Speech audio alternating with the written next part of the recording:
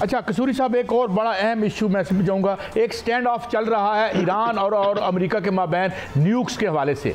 Do you think कि Iran will have to submit, और ये अनथिंकेबल सिनेरियो, वो कहते हैं हम हमला करेंगे और न्यूक्स को निशाना बनाएंगे which could destroy this planet, तो इस पर आप क्या समझते हैं, बेटर सेंस प्रिवेल करेगी या ये भी एक बहुत बड़ा फ्लैश पॉइंट है? नहीं, मेरा नहीं ख्याल है कि इसराइल की जो ख्वाहिश है ना, इसराइल की ख्वाहिश है कि अमेरिका के साथ इनके साथ वो करें जो लिबिया के साथ किया गया था, यानी उनका प्रोग्राम डिसमेंटल ही कर दिया गया था।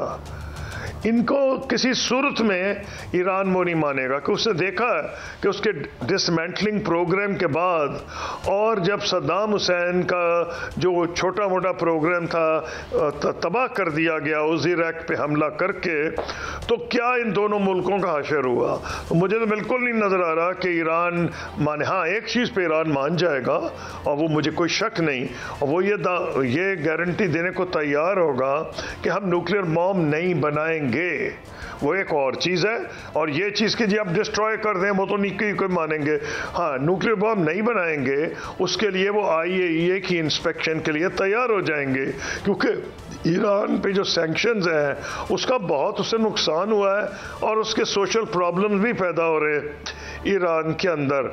तो वो मैं समझता हूँ इस हद तक तो ठीक है। और जो ट्रंप साहब हैं, इनके आने से पहले, प्रेसिडेंट ट्रंप के आने से पहले P5+ जर्मनी जो मुआहिदा कहलाता था, JCPOA, उसमें यह था कि ईरान मान गया था कि जिस स्टेज पे वो था को 4% एनरिचमेंट यूरेनियम की, वहाँ वो मान गया था कि वो उसको तैयार है कि IAEA की इंस्पेक्शन में डाल दे।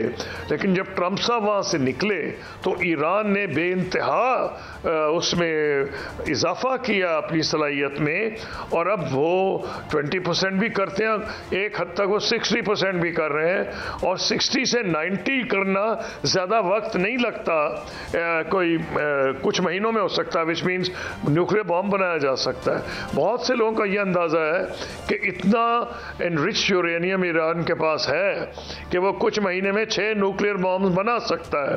तो ट्रंप साहब ने, प्रेसिडेंट ट्रंप ने अगर हमला किया, मेरा क्वेश्चन होगा आपसे, तो उसकी सलाहियत खत्म नहीं होगी कि ईरान जो अमेरिकी सदर है वो बड़ी जल्दी में है इस हवाले से भी, जिस तरह उन्होंने ट्रंप वार जो है वो शुरू कर दी, तजारती वार, और इस हवाले से भी बड़ी जल्दी में है कि जल्द अज जल्द मुज़ाकरात हों वरना हम जो है वो हमला कर देंगे। क्या कोई ऐसी इत्तलात तो नहीं है अमेरिका को कि ईरान जो है वो बिल्कुल नज़दीक पहुंच गया है, या ऐलान करने वाला है, या अपने बम बनाने वाला है, या बना चुका है? नहीं, ये तो उनको खतरा होगा कि अगर ये मुआहिदा ना हुआ तो ईरान न्यूक्लियर सलाहियत हासिल कर लेगा, कि जो 60% पे कर चुके हैं और 90 जाने में ज़्यादा वक्त नहीं लगती क्योंकि बेसिक नॉलेज उनके पास है। तो इसीलिए प्रेसिडेंट ट्रंप इतनी जल्दी में है। फ़र्क सिर्फ ये उनकी पॉलिसी में और इसराइल की है। इसराइल चाहता है बॉम्ब करके तबाह कर दिया जाए, और वो ये नहीं समझता कि इसका नतीजा क्या निकलेगा। पहली चीज़ तो अगर ये करेंगे तो अमेरिका के जितने एलाइज इस इलाके में हैं, ईरान हाथ पे हाथ रख के तो नहीं बैठेगा। फिर अमेरिका की फ़ौजें भी हैं, अमेरिका के अड्डे हैं, अमेरिका को ज़्यादा सोचना पड़ेगा, इसराइल को सोचने की इतनी ज़रूरत नहीं। मेरा ख्याल है कि प्रेसिडेंट ट्रंप शायद उस हद तक नहीं जाएंगे और वो इस पे राज़ी हो जाएंगे कि अगर, जो कि obviously under IAEA safe guards होगा, किसी के वर्ड्स पे कोई एतबार तो नहीं को करेगा, IAEA सेफ गार्ड्स पे तो ईरान रेडी है, पहले भी रेडी था, तो वो जहाँ है वहाँ फ्रीज हो जाएगा, ये तो ईरान रेडी हो जाएगा। ये कि उसको डिस्ट्रॉय कर दिया जाए प्रोग्राम को, तो मुमकिन ही नहीं है। जब एक कौम सलाहियत हासिल कर लेती है, अगर ये बॉम्बार्डमेंट करे भी तो फिर तो डेफिनेटली बॉम्ब बनाएंगे, और वही समझेंगे कि हमें बनाना लाजमी है अपनी सिक्योरिटी के लिए। ये प्रेसिडेंट ट्रंप के लिए कोई आसान फैसला नहीं। मुझे लग रहा है कि शायद बड़े अजीब लगेगा कि ये वापस तकरीबन वैसे मुआहिदे पे जाएं जिसको इन्होंने पहले रद्द किया था, जो P5+ जर्मनी ने, उसमें अमेरिका भी शामिल था, ओबामा एडमिनिस्ट्रेशन, जो इन्होंने कर लिया था मुआहिदा। अब उसके करीब करीब जाएंगे। मैं नहीं मानता कि ईरान ये मान जाएगा कि लीबिया की तरह हम डिस्ट्रॉय कर लेते हैं। अच्छा कसूरी साहब, कमिंग बैक टू पाकिस्तान, एक बहुत दो हाथियों की लड़ाई में हम फंसे हुए हैं। हमने 26 बिलियन डॉलर उनके भी देने हैं, चाइना के इधर भी हम फंसे हुए हैं। हमारी क्या दाना डिप्लोमेसी होनी चाहिए? What should be the cornerstone? हम इन दोनों के दरमियान बैलेंस कैसे करें? नहीं, हमारे दरमियान जो हम पहले से कर रहे हैं, हमारे फॉरेन ऑफिस को उसकी बड़ा तजुर्बा है कि हम शुरू से, हम जब गए थे सियाटो सेंटो में, सियाटो तो चाइना के अगेंस्ट था। फॉरेन ऑफिस ने, गवर्नमेंट ऑफ पाकिस्तान ने दानिशमंदी से चीन को बावर करा दिया कि जो हम सियाटो या सेंटो किसी पैक्ट के मेंबर हैं, उसका चीन से नहीं वास्ता, वो हम अपने हिंदुस्तान के खिलाफ अपने दिफा का हम इंतज़ाम कर रहे हैं। तो मैं ये समझता हूँ कि चाइना हमारी मुश्किलात समझता है। चीन ने हमें कभी नहीं कहा कि आप अमेरिका से कुट्टी कर लें, और ना पाकिस्तान कभी कुट्टी करेगा। ये अमेरिका को समझ होनी चाहिए, और मेरा ख्याल है हो गई होगी कि वो इतना प्रेशर अगर डालें पाकिस्तान पे, वो मुमकिन नहीं है कि पाकिस्तान एक हमारा ट्राइड एंड ट्रस्टेड एलाई है, हम उसे नहीं छोड़ सकते। अमेरिका के जो पुराने ताल्लुकात, जब हालात ख़राब भी हुए हैं, तो पेंटागन टू GHQ हमेशा कायम रहे हैं, और वो मेरा ख्याल है एक ताल्लुक ऐसा है जो कायम है और शायद मजबूत हो सकता है। कुछ इशारे ऐसे हैं कि वो मजीद मजबूत होने जा रहा है।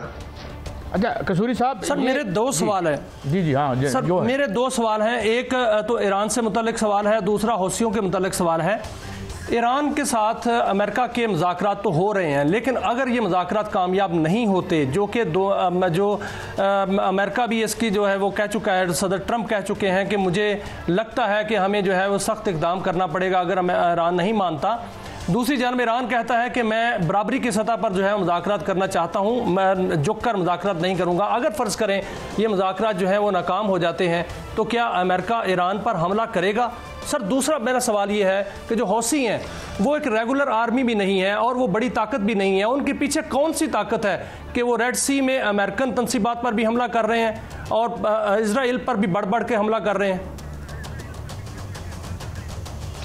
देखिए, बात यह है कि पहले उस पर आ जाएं जो आपने ईरान का पीछा क्या।